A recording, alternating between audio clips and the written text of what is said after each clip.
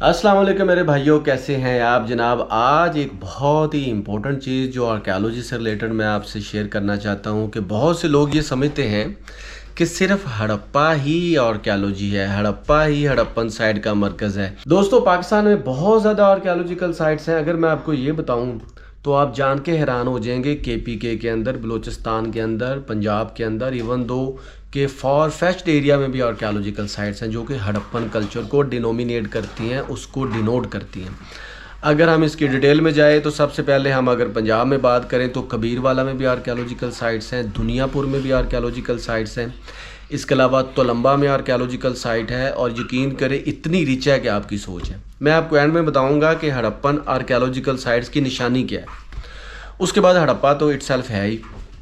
तो जब हम इनको आइडेंटिफाई करते हैं ना, इन आर्कियोलॉजिकल साइट्स को, तो तोलंबा में बहुत बड़ी आर्कियोलॉजिकल साइट है। इसके अलावा कबीरवाला में, दुनियापुर में, चोलिस्तान डेजर्ट में मिनिमम मेरे नज़दीक 700-800 आर्कियोलॉजिकल साइट्स हैं।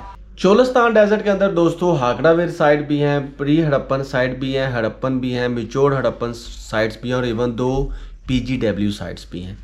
अब ज़रूरत इस अमर की है कि उन साइट्स को आइडेंटिफाई किया जाए। बहुत से लोगों ने, डॉक्टर फीक मुगल हो गया या मैं माई सेल्फ वहाँ पे काम किया है, तो बहुत सी साइट्स को आइडेंटिफाई किया है, सर्वे किया है। इसके अलावा बन्नू के अंदर आर्कियोलॉजिकल साइट हैं। आप अगर KPK में चले जाएं, वहाँ पे ज़्यादा तो गंधारा सिविलाइजेशन वहाँ पे ज़्यादा गंधारा सिविलाइजेशन की साइट्स हैं, लेकिन आपको इंडस वैली साइट्स पे मिलेंगे। रहमान डेयरी देख लें, बहुत बड़ी आर्कियोलॉजिकल साइट है। इसके अलावा आमरी की साइट देख लें, इसके अलावा नल साइट्स देख लें, ये सारी हड़प्पन साइट हैं। इसके अलावा आप साहिवाल के पास जाएं तो एक तो हड़प्पा है, एक साहिवाल से जब समुंदरी की तरफ आप जाते हैं ना, तो उस रास्ते पे आपको एक बहुत बड़ा माउंट, बहुत बड़ा टीला नज़र आएगा। वो एक बहुत बड़ी आर्कियोलॉजिकल साइट है। इसके अलावा अगर आप भावलपुर से हासलपुर की तरफ जाएंगे तो रास्ते में 3-4 ठुल आते हैं, जिसमें एक डेरा बक्का है।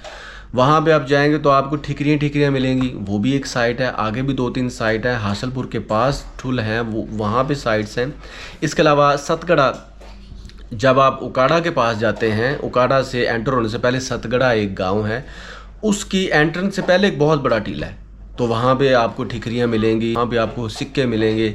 इसके अलावा मुल्तान के अंदर 17 से 18 आर्कियोलॉजिकल साइट्स थी जो आज से मैंने कुछ 8-10 साल पहले देखी, जो अभी बिल्कुल ख़त्म हो चुकी हैं या बिल्कुल गायब हो चुकी हैं। तो पंजाब के अंदर इसके अलावा और दूसरे रीजन्स में आपको चप्पे चप्पे पे आर्कियोलॉजिकल साइट्स मिलेंगी। ज़रूरत इस अमर की है कि लोग इस पे रिसर्च नहीं कर रहे। अब आप देख लें कि मुल्तान के अंदर लाड़ गांव से लेकर जब आप आते हैं मेन रोड तक, वहाँ पे 3-4 आर्कियोलॉजिकल साइट्स थी, वहाँ पे टीले थे, लेकिन अब वो ख़त्म हो चुके हैं।